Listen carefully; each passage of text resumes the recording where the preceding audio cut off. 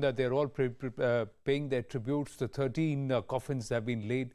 The family is there. It's a very emotional moment, ladies and gentlemen, because for a lot of them, this has come as a shock. If we as a country are in shock, imagine what would be going through to that family. Every family which sends their son and daughter in the service of the country knows that one day they will have to see this, and they only believe, they only hope that that day doesn't come, or it's far stretched. But for it to happen all of a sudden, I just am aware of a story of Naik Jitendra, who is from Sehor in Madhya Pradesh. And earlier in the day, Manoj Sharma, one of our colleagues in News 18, was on ground, and his family was saying that his birthday is on the 1st of January. And he had just said that I have to go for this trip on the 9th, and after that I will ask for leave. If I get leave, we will try and I'll come back home and celebrate my birthday, which is on New Year's Day.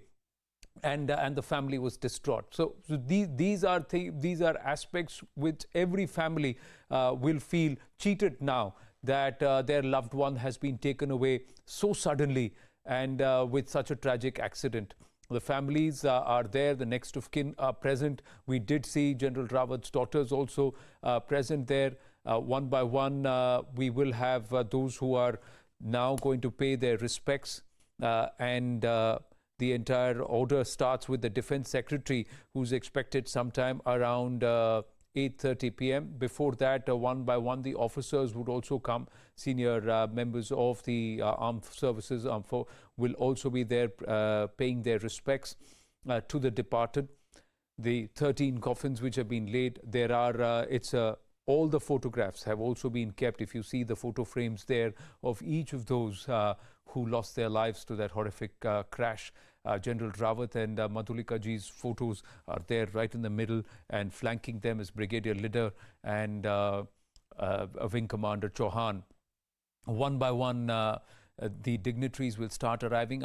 We also have Lieutenant General Subrata Saha and Brahma Chalani ji. With your kind permission, General Saha, I'll go across to Mr. Brahma Chalani first. Mr. Brahma Chalani, after George Fernandez, if I remember correctly, the former defense minister, it was General Bipin Rawat who first openly called out the real adversary to us, the real threat to us that comes from China. And this is something to his credit, and he always called a spade a spade. He spoke his mind, was not diplomatic, and said whatever was in the interest of the country and which the people had to know, ought to know. You're absolutely right, Anand. General Rawat became India's public face on the Chinese aggression, because you could always count on General Rawat to call a spade a spade.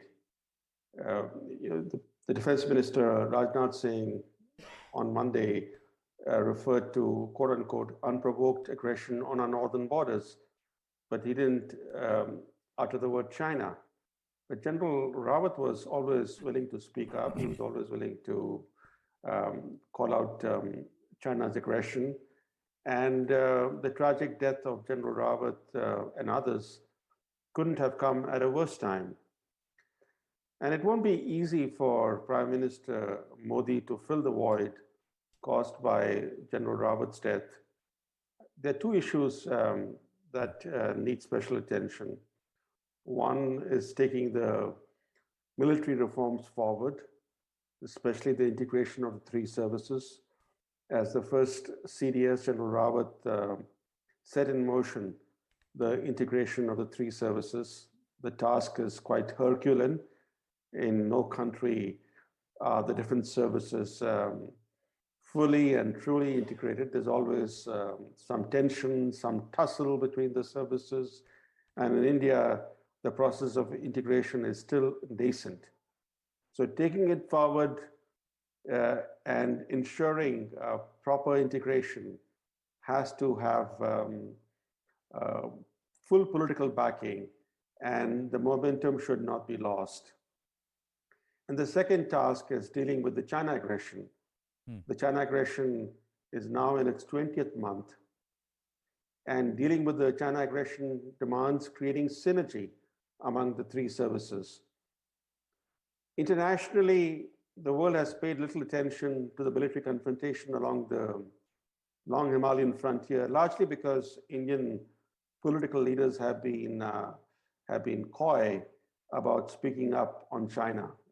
We hesitate to speak up on China, and we hesitate to spotlight China's aggression. Imagine if India had done to China what China has done to India, encroached on Chinese territories, and sprung a surprise on China. How would China have reacted? It would have responded in a very intense manner, unleashing its propaganda war, unleashing its diplomatic campaign, unleashing its military pressure.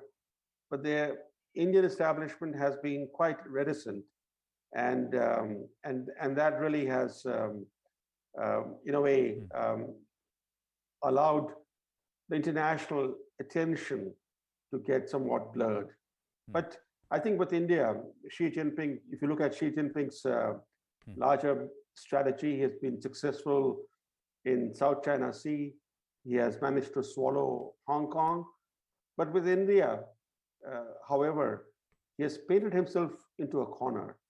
He can neither back down nor wage an open war. But by provoking India, he has clearly bitten off more than he can chew. So India has stood up, even though it's not willing to speak up on China. It has stood up to China's aggression. And it's very important to create the synergy among the three services and deal with the China aggression in an effective manner, in a manner that starts imposing costs on China.